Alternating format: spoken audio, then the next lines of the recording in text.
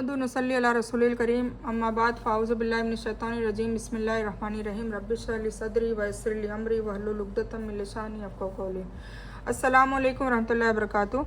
हम मज़ीद आगे बढ़ रहे हैं पारा नंबर 21 सूरह अहज़ाब में।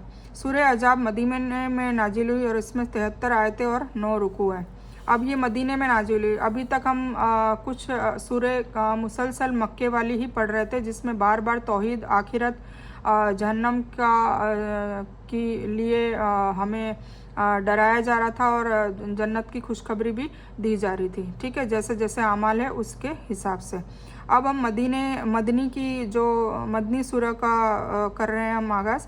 तो सूरह अहज़ाब मदनी सूरह है और इसमें 73 आयतें और 9 रुकू है। तो हम शुरू करते हैं। अल्लाह के नाम से शुरू करता हूँ जो बड़ा मेहरबान निहायत रहम करने वाला है। ए नबी या अय्युहन नबी, ए नबी अल्लाह ताला से डरते रहना और काफिर और मुनाफिकों की बातों में न आ जाना। अल्लाह ताला बहुत इल्म वाला और बहुत हिकमत वाला है। और जो कुछ आपकी तरफ आपके रब की तरफ से वही की जाती है उसकी इत्तिबा करें कि अल्लाह ताला तुम्हारे हर अमल से वाकिफ़ है और आप अल्लाह ही पर भरोसा रखें। अल्लाह काम बनाने के लिए काफ़ी है। किसी इंसान के सीने में अल्लाह ने 2 दिल नहीं रखे। ये है ना वक़फ़ा बिल्लाहि वकीला, ये बहुत अच्छा वजीफ़ा है। तो ये भी पढ़ते रहें, आप इसको भी नोट कर लीजिए। वक़फ़ा बिल्लाहि वकीला। किसी इंसान के सीने में अल्लाह ने 2 दिल नहीं रखे और अपनी जिन बीवियों को तुम माता कह बैठते हो उन्हें अल्लाह ने तुम्हारी माताएं नहीं बनाया और न तुम्हारे गोद लिए हुए बालकों को हकीकत में तुम्हारे पुत्र बनाए हैं। यह तो तुम्हारे अपने मुँह की बातें हैं, अल्लाह ताला सच बात कहता है। यानी कुरान की और हदीसों की भी, इसलिए कि हदीसों के अगरचे नबी सल्लल्लाहु अलैहि वसल्लम के पाक मुंह से निकले हुए हैं, लेकिन उसका मतलब और तफसीर अल्लाह की तरफ से ही है। इसीलिए उनको वही गैर मतलू या पाठ न की जाने वाली वही कहा जाता है। वही का मतलब क्या है? जो पाठ की नहीं गई हो, मतलब उसको बनाया नहीं हो, जो अल्लाह की तरफ से हो। ठीक है, यानी किसी को माँ कह देने से वह माँ नहीं बन जाएगी, न पुत्र कहने से पुत्र बन जाएगा। यानी उन पर माँ और बेटे का धार्मिक विधान लागू नहीं होता। जो गोद लेने का जो है ना, इसीलिए उसकी पैरवी करो और मुंह बोली औरत को माँ और गोद लिए हुए बच्चे को पुत्र न कहो। ध्यान रहे कि किसी को प्यार मोहब्बत में पुत्र कहना वो अलग बात है और गोद लिए हुए बच्चे को हकीकी बेटा मानकर बेटा कहना दूसरी बात है। पहली बात मान्य है, यहाँ मकसद दूसरी बात का हराम करना है। मतलब गोद लेना ये सब इस्लाम में जायज़ नहीं है। बस ये है कि आप किसी का मदद करना चाहते हो तो उसकी मदद करो, बाकी लीगली जो डॉक्यूमेंट्री में आप उसको गोद लेना और ये सब इस्लाम में बिल्कुल जायज़ नहीं है, इसको मना किया गया है। ठीक है, गोद लिए हुए बच्चों को उनकी हकीकी पिताओं की तरफ मंसूब करके बुलाओ। मतलब अगर कोई बच्चे को पाल भी रहा है तो उसके बाप का नाम, ऐसा नहीं कि पालने वाला अपना नाम बता दे, नहीं, ये अल्लाह ताला ने बिल्कुल तंबीह की है। जो बच्चा अगर किसी की परवरिश भी कर रहे हैं और उसको पाल पोस रहे हैं तो उसी के बाप के नाम से उसको बुलाया जाएगा। अल्लाह के करीब पूरा इंसाफ यही है कि जो उसका हकीकी पिता है उसी के नाम से उसको बुलाया जाए। फिर अगर तुम्हें उनके पिता का इल्म ही ना हो, अगर हकीकी पिता का इल्म ही ना हो, तो वे तुम्हारे दीनी भाई और दोस्त हैं। तुमसे भूल चूक से जो कुछ हो जाए उसमें तुम पर कोई गुनाह नहीं है, लेकिन गुनाह वह है जिसका तुम इरादा करो और इरादा दिल से करो, क्योंकि नीयत सबको पता, अल्लाह को सारी नीयतें पता होती है। दिल का जो भी दिल में होता है वो सब अल्लाह को बेशक पता होता है। तो अल्लाह ताला बड़ा माफ़ करने वाला और रहम करने वाला है। पैगंबर ईमान वालों पर खुद उनसे भी ज़्यादा हक रखने वाले हैं और पैगंबर की बीवियां ईमान वालों की माताएं हैं और रिश्तेदार अल्लाह की किताब के आधार पर दूसरे ईमान वालों और मुहाजिरों के मुकाबले में ज़्यादा हकदार हैं। हाँ, तुम्हें अपने दोस्तों के साथ अच्छा सलूक करने की इजाज़त है। यह हुक्म लोहे महफूज में लिखा हुआ है। इस हुक्म से उस रीति को हराम कर दिया गया है जो जाहिलियत से चली आ रही थी और इस्लाम के शुरुआती दौर में मौजूद थी, कि गोद लिए हुए बच्चे को हकीकी बेटा समझा जाता था। सहाबा किराम का कौल है कि हम जैद बिन हारिसा को, जिन्हें रसूलुल्लाह सल्लल्लाहु अलैहि वसल्लम ने आज़ाद करके पुत्र बना लिया था, जैद बिन मोहम्मद कहकर पुकारा करते थे, यहाँ तक कि कुरान की आयत नाजिल हो गई है ना। फिर ये नाजिल हुई, उसके बाद जैद बिन मोहम्मद कहना छोड़ दिया।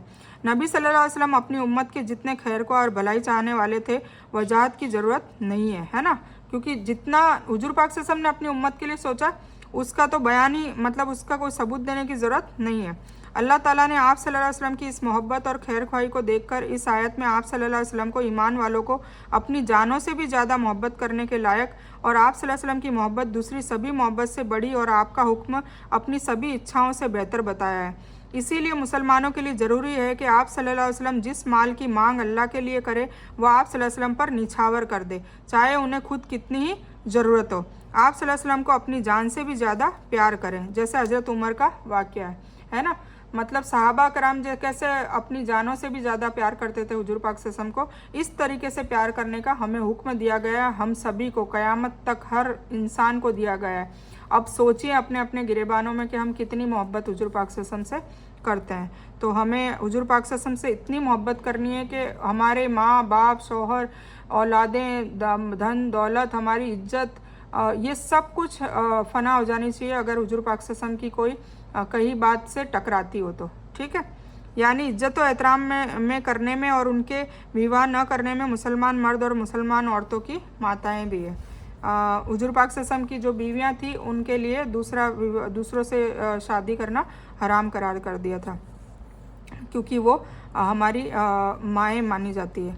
और जबकि हमने सभी नबियों से अहद लिया, और ख़ास तौर से आपसे और नूह से और इब्राहिम से और मूसा से और मरियम के बेटे ईसा से, और हमने उनसे वादा भी पक्का और मजबूत लिया ताकि अल्लाह ताला सच्चों से उनकी सच्चाई के बारे में पूछे, और न मानने वालों के लिए हमने दुखद सजाएं तैयार कर रखी है।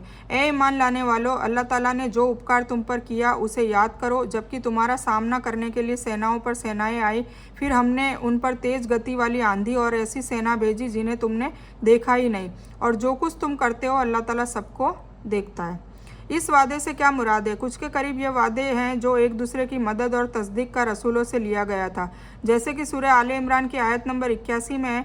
कुछ के नज़दीक यह वादा है जिसका बयान सूरह शूरा की आयत नंबर 13 में है कि दीन को कायम करना और उसमें इख्तिलाफ न डालना।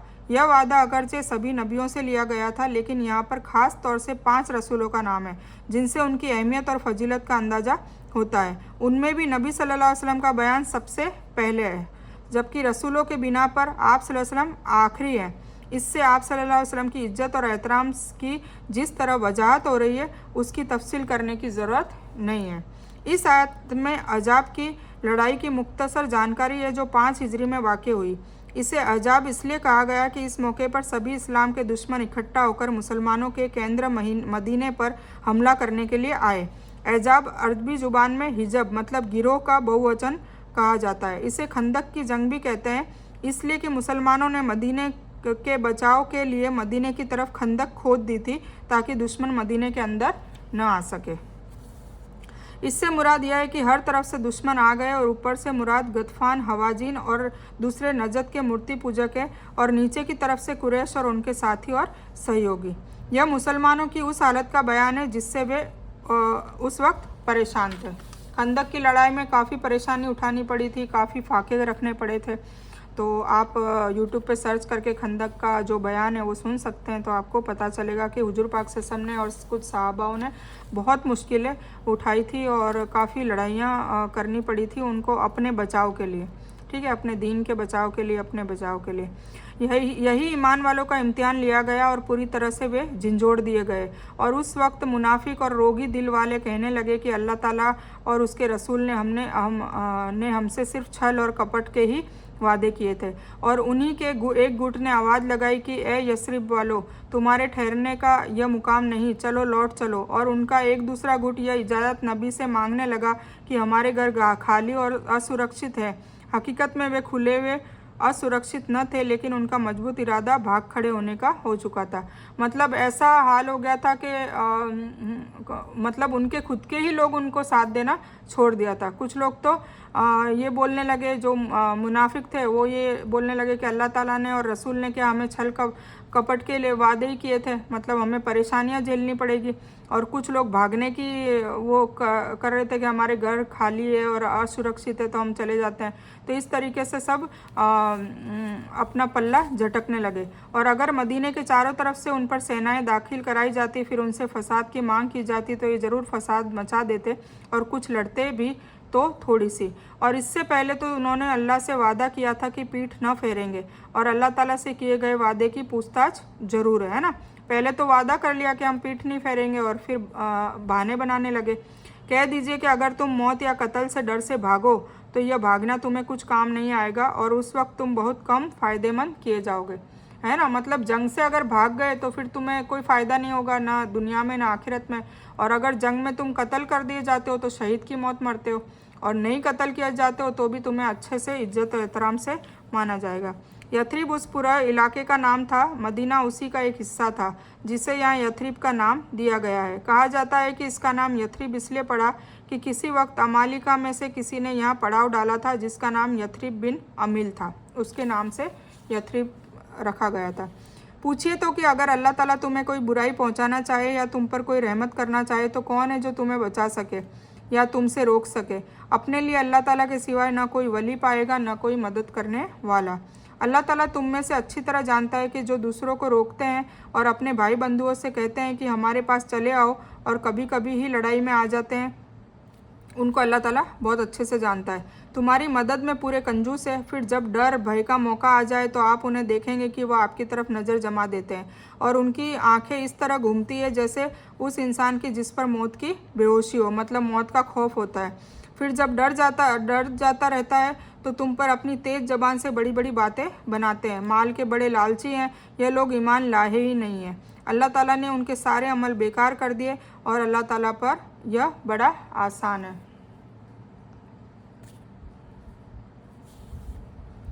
समझते हैं कि अब तक सेनाएं चली नहीं गई और अगर सेनाएं आ जाए तो ये तमन्ना करते हैं कि काश कि वह वनवासियों में बंजारा के साथ होते कि तुम्हारी खबर लेते रहते। अगर वे तुम में मौजूद होते तब भी क्या यह यूं ही बात करते। रखने के लिए तनिक खड़े होते। यकीनन तुम्हारे लिए रसूलुल्लाह में अच्छा नमूना है, हर उस इंसान के लिए जो अल्लाह ताला की और क़यामत के दिन की उम्मीद रखता है और बहुत ज़्यादा अल्लाह का जिक्र करता है। और जब ईमान वालों ने काफिरों की सेनाओं को देखा तो अचानक कह उठे कि इन्हीं का वादा हमें अल्लाह ने और उसके रसूल ने दिया था। अल्लाह ताला और उसके सच्चे रसूल हैं और उस चीज़ ने उनके ईमान में और इताअत में बढ़ोतरी कर दी। यानी दिल से, बल्कि ये फसादी है क्योंकि उनके दिल कुफ्र और बैर से भरे हुए हैं, इसलिए कि वे मूर्ति पूजक और नास्तिक ही हैं। और नास्तिक और मूर्ति पूजक के अमल बेकार है जिन पर कोई बदला या नेकी नहीं है। यानी अगर मान भी लिया जाए कि अगर वे काफिरों के गिरोह दोबारा लड़ाई के इरादे से वापस आ जाएं तो फसादियों की इच्छा यही होगी कि वे मदीना नगर में आने के बजाय बाहर रेगिस्तान में बद्दुओं के साथ हो और वहाँ लोगों से तुम्हारे बारे में पूछते रहें कि मोहम्मद सल्लल्लाहु अलैहि वसल्लम और उसके साथी नाश हुए या नहीं, या काफिरों की सेना कामयाब रही। मतलब दोनों की किसी के हमदर्दी नहीं होते। कौन? मुनाफिक। सिर्फ अपमान के डर से या स्वदेशी के हक की वजह से इसमें उन लोगों के लिए घोर चेतावनी है जो जिहाद से पीठ मोड़ते हैं और उससे पीछे हटते रहते हैं। अब ये खंदक की लड़ाई का वाक़या है, उसमें ईमान वाले, मुनाफिक और जो ऐसे नास्तिक थे तो सबका अलग अलग अल्लाह ताला ने फ़र्का डाल दिया कि जो ईमान वाले थे उनके तो और ईमान मजबूत हो गए और उन्होंने बढ़ चढ़ के हिस्सा लिया। मुनाफिक थे वो बहाने बनाने लगे और वहाँ से भागने की कोशिश करने लगे।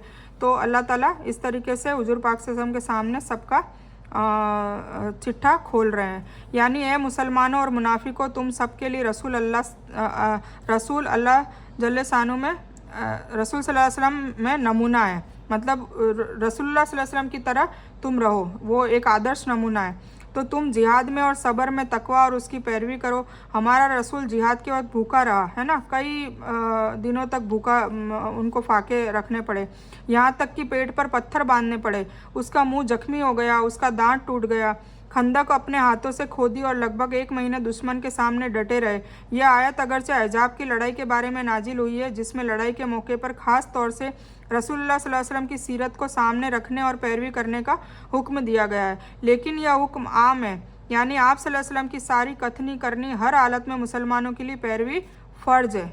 देखिए, फ़र्ज है, चाहे उसका संबंध इबादत से हो या सामाजिक अर्थव्यवस्था से या राजनीति से। ज़िंदगी के हर मोड़ में आप सल्लल्लाहु अलैहि वसल्लम की हिदायत की पैरवी फ़र्ज है। मतलब रसूलुल्लाह सल्लल्लाहु अलैहि वसल्लम की तरह हमें सब्र करना है। इससे यह वाज़ेह हो गया कि रसूल के इखलाक की पैरवी नहीं करेगा जो आखिरत में अल्लाह के मिलन पर ईमान रखता है और बहुत ज़्यादा अल्लाह का बयान और जिक्र करता है। आज मुसलमान भी आम तौर से इन दोनों गुणों से वंचित है, महरूम है। इसलिए रसूलुल्लाह सल्लल्लाहु अलैहि वसल्लम के अखलाक की भी कोई अहमियत उनके दिलों में नहीं है, नाउज़ुबिल्लाह। उनमें जो धार्मिक दीनी लोग हैं उनके नेता, मुखिया, गुरु और आलिम हैं, और जो दुनियावी लोग हैं वो सियासी लोग और उनके गुरु और नेता पश्चिमी देश के स्वामी हैं। रसूलुल्लाह सल्लल्लाहु अलैहि वसल्लम से मोहब्बत के जो जुबानी दावे हैं वो बड़े हैं, लेकिन आप सल्लल्लाहु अलैहि वसल्लम को मुखिया और गुरु मानने के लिए उनमें से कोई भी तैयार नहीं है, मतलब उनके अखलाक को अपनाने के लिए कोई तैयार नहीं है, बस बड़ी बड़ी बातें करते हैं और बड़े बड़े दावे करते हैं।